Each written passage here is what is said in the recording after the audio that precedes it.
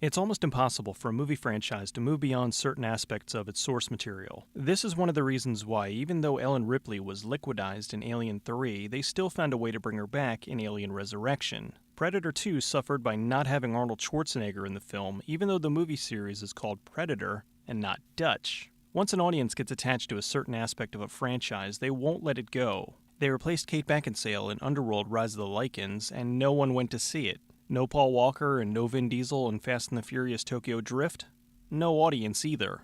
Some movies try to change everything, and even if the movie is good, audiences will still cry foul. Case in point is this week's movie, Halloween 3 Season of the Witch. Before I get into that though, let's go back to the start. In 1978, John Carpenter released the original Halloween. The movie was a small independent feature that cost around $325,000 to make and would go on to gross over $70 million. For the next 21 years, the movie remained the most financially successful independent film of all time until it was dethroned in 1999 by the Blair Witch Project. While Halloween was not the first slasher film, it is the template by which a lot of other slashers followed. Even though Peeping Tom, Black Christmas, and the Texas Chainsaw Massacre came out before it, it was Halloween that popularized the subgenre. If not for the overwhelming success of the film, movies like Friday the 13th and A Nightmare on Elm Street may never have been greenlit. After the success of the original, the studio wanted a sequel. John Carpenter was busy focusing on other things at the time and expressed how he had little interest in directing the sequel, since he did the film once and didn't want to do it again. So instead of directing it, he chose to write and produce the film. Next, John Carpenter wanted Tommy Lee Wallace to direct since he worked with him on the original film. He declined, and eventually they got newcomer Rick Rosenthal to direct the film. While the movie did go on to be successful at the box office, it wasn't as big a hit as the original. Still, the studio saw franchise potential. John Carpenter really didn't want to make another Michael Myers film, but the studio basically informed him that they were going to make another film whether he was involved or not. He opted to stay involved and managed to convince the studio to take the series in a different direction. Carpenter and producer Deborah Hill had the idea to turn the franchise into an anthology series. Every year there would be a different Halloween-themed horror film from a different writer and director. Considering how much material could revolve around the holiday, this seemed like a recipe for success. With that one decision, the legend of Michael Myers almost stopped with his death at the end of Part 2. Joe Dante was the first pick to direct, but since the film was taking too long to get underway, he left to go work on the film that would eventually become Gremlins. Tommy Lee Wallace, who's the production designer on the first movie, was brought in to direct. He agreed to do Halloween 3 because he was excited with the potential to do something different, and not just a continuation of the Michael Myers story. Wallace was not a fan of sequels and called them a disease in Hollywood. Carpenter and Hill came back to produce, and they came up with a concept for the film, Witchcraft Meets the Computer Age. Carpenter didn't want to write this one, so they brought in famous British sci-fi writer Nigel Neal. Dino De Laurentiis, the film's distributor, was unhappy with Neal's screenplay. He passed it off to Carpenter and Wallace and asked them to add in more gore. Neal was disgusted with the changes and asked to have his name removed from the credits. Carpenter also asked to have his name removed, so even though 3 people wrote this, Tommy Lee Wallace is the only one credited. He said that even though he has sole writing credit on the film, about 60% of it was still Nigel Neal's work. When casting the lead, Deborah Hill suggested Tom Atkins, who she had just worked with on both The Fog and Escape from New York. She wanted him as the lead because he wasn't the typical pretty boy hero movies have a tendency to use. He was an older, grittier, and all-around more interesting character. Plus, Tom Atkins kicks ass. How awesome is Tom Atkins? While working on Night of the Creeps, Atkins met up with a then-unknown Shane Black, who was writing a little movie called Lethal Weapon. He envisioned Atkins as the role for Riggs, but the studio decided to go with Mel Gibson. He still wanted Atkins in the film, so he ended up with the role of Hunsaker. Stacey Nelkin was brought in to play Ellie. She had mostly done TV up to this point, so getting the lead in such a film was a huge break. She was hired immediately after she did her read for the role. Dan O'Hurley was cast as the villain Cochran. He's mostly known for his roles in The Man from U.N.C.L.E. and RoboCop.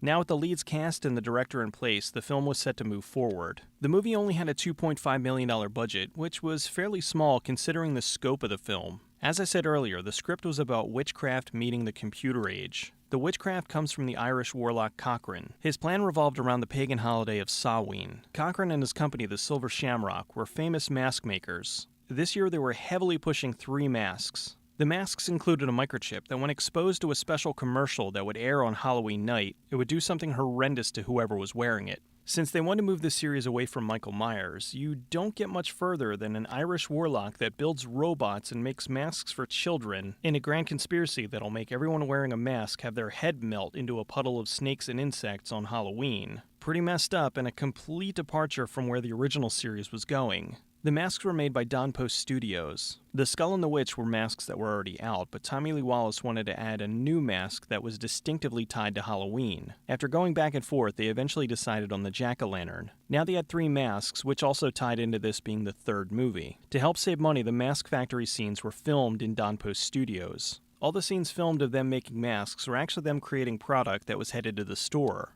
So if you have a Don Post witch, skull, or jack-o'-lantern mask, there's a possibility it was made during the film. One of the things Wallace liked about the script was even though the first 2 Halloweens took place on the holiday, this was the first one to incorporate it into the story. If you're a fan of the original Halloween, then you probably already know the working title of the film was The Babysitter Murders. The producer, Erwin Yablon, suggested they change it to Halloween, which sounded like the perfect match for a horror film. Although realistically, you could have had the film take place on almost any other day and it would have been just as effective. The holiday did little to impact the actual story, whereas in Halloween 3, the entire film revolved around what would happen to the children on Halloween night if they were wearing the silver shamrock masks. The majority of the film was shot in real locations, with the exception of the Stonehenge room, which was done on a soundstage. The soundstage was the same one where they filmed The Fog and Assault on Precinct 13. The rest of the film was mostly shot in Sierra Madre in Lolita, California. The exteriors of the Silver Shamrock was actually a powdered milk factory. When Atkins is on the phone, right down the street is the church from the finale of The Fog. The bar of the film is the Buccaneer in Sierra Madre, California. Not much has changed since they made the film, and the paintings and the mural behind the bar are still there. Tommy Lee Wallace was a huge fan of the original 1956 version of Invasion of the Body Snatchers, so he placed a few homages in the film. The name of the town where the Silver Shamrock factory was located was Santa Mira, which was the name of the town in Invasion of the Body Snatchers. It was also shot in Sierra Madre, which is where they filmed the original Invasion of the Body Snatchers. The ending of Halloween 3 was also a nod to the movie, with Tom Atkins yelling into the phone in a way that was very reminiscent of the "You're Next" ending of Invasion of the Body Snatchers. The studio wanted to change the movie to a happy ending, but John Carpenter had creative control, so he left it up to Wallace. Wallace said he wanted the bad ending because the hero doesn't always win. A down ending is much more interesting because it doesn't happen all that often. Dean Cundy was the director of photography, and he's worked with John Carpenter for years. He's since gone on to work in numerous huge productions like Back to the Future, Jurassic Park, and Apollo 13. For Cochrane's robotic Irish henchmen, Tommy Lee Wallace wanted all redheads. Unfortunately, they couldn't find them, so they went with the best menacing extras they could find. The lead robot, called the Assassin, was stuntman Dick Warlock, who played Michael Myers in Halloween 2. When Atkins goes home to see his kids, his ex-wife is played by Nancy Loomis, who was married to Tommy Lee Wallace at the time. She's the only actress to be in the first 3 Halloweens. Jamie Lee Curtis is sort of in all 3 movies as well. She starred in 1 and 2 and was the voice announcing the curfew over the loudspeaker in 3. It's 6 o'clock. It's 6 o'clock. Curfew. Curfew.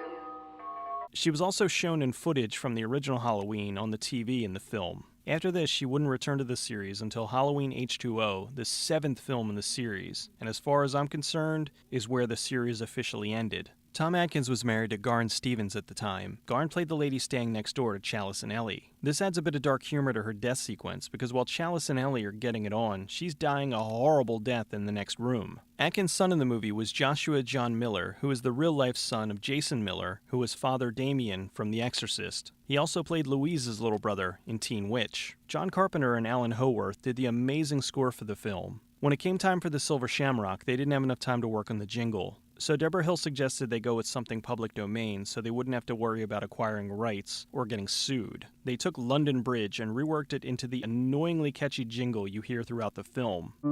Happy, happy Halloween, Halloween, Halloween, happy, happy Halloween, Silver Shamrock. Tommy Lee Wallace sung the theme as a placeholder while they were looking for somebody else. They took it and sped it up, and the group thought it was so funny and worked perfectly, they decided to keep it. He was also the voice of the announcer for the ads. Yes, kids, you too can own one of the big Halloween 3. That's right, 3 horrific masks to choose from.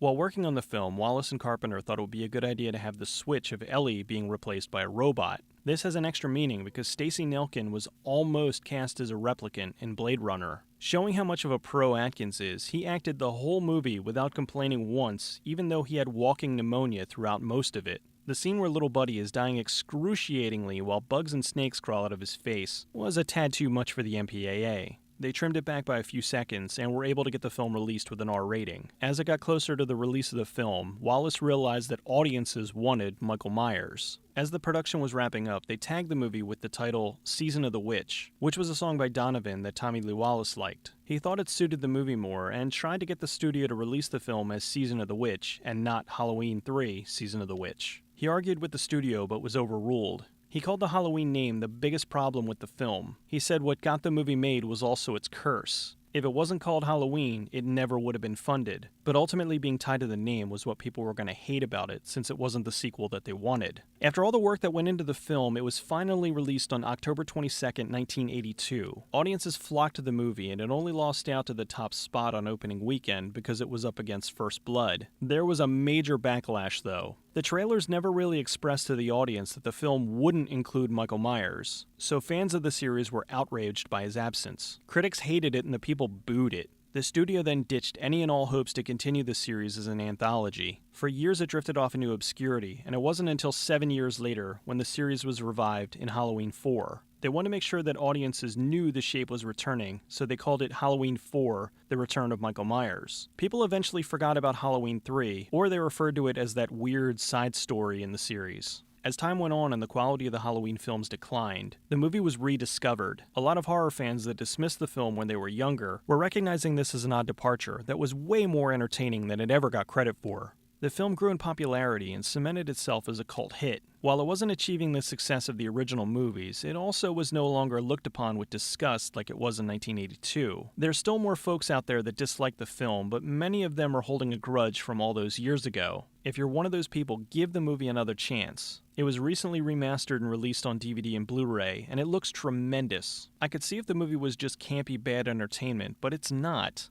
It's a well-done and uniquely different kind of horror film. The hero is a middle-aged divorced borderline alcoholic. The heroine doesn't get rescued. The hero saves some people, but in the end, the villain's plan still comes to fruition. This was not your average horror film, especially back in 1982. I'll end with this. When Halloween 3 was first released, it was a monumental failure. But what if it wasn't? If audiences had embraced the idea, we could have had years of cleverly unique Halloween-themed horror films. Of course, the downside would have been that that was the end of Michael Myers. Also, we most likely wouldn't have been introduced to future Scream Queen Danielle Harris in Halloween 4, and we never would have had the grand ending of H2O. Although on the positive side, it would have saved us all the embarrassment of seeing Michael Myers getting his ass kicked by Busta Rhymes.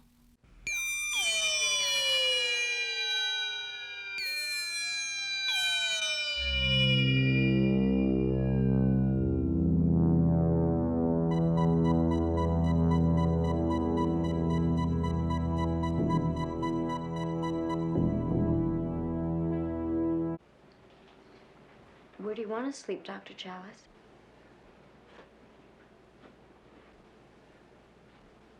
That's a dumb question, Miss Grimpage.